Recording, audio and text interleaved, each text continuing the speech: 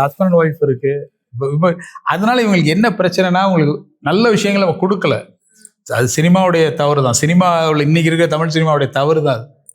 இது சில படம், சில உறவுகள் கொடுத்தா எக்ஸ்ட்ரீமாக கொடுக்குறது.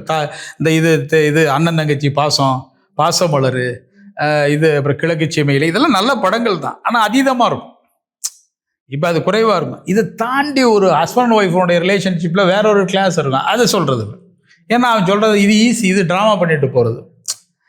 தாய்மாமன் சீரை சுமந்து வரான், நல்லா இருக்கு, எல்லாம் ஓகே. இந்த தாய்மாமங்கிற ட்ரிப்பு நிறைய இருக்கு. ஆனால் அது நிறைய இதாக இருக்குது, பொல்யூட்டாக இருக்குது. இப்போ நான் எப்படி அந்த படம் பார்க்குறேன், தாய்மாமன் சீர் கொடுக்குறான், தங்கச்சிக்கு செய்யறான்லாம் நல்ல விஷயம் தான். நான் என்ன சொல்கிறேன், அதுவே பெண்களை அடிமைப்படுத்துகிற ஒரு விஷயமா இல்லையா? அவளை கல்யாணம் பண்ணி இங்கே கொடுத்தாச்சு, நான் செய்கிறேன் உனக்கு சீரு, நீ எதுக்கு அவன்கிட்ட கேட்குற, நீ எதுக்கு உங்கள் அண்ணன்ட்ட கேட்குறேன்னு. இதை டிசைட் பண்ணுறது யாரு? 2 ஆண். இதுவே ஒரு அபத்தமான விஷயம்தான். ஆனால் இதை தாண்டி சில உணர்வுகள் இருக்குல்ல சினிமா அவங்க லைஃப்பில். ஒரு நகர்ப்புறத்தில் இருக்குல்ல, அப்புறம் சிட்டி ஒன்று இருக்கும், கிராமம் இருக்குது, இடையில சின்ன சின்ன நகர்ப்புறம்லாம் இருக்குது. அதெல்லாம் எங்கே இருக்குது? நம்ம ஊரில் இருக்கிறது அதை படமாக்குறது இல்லை.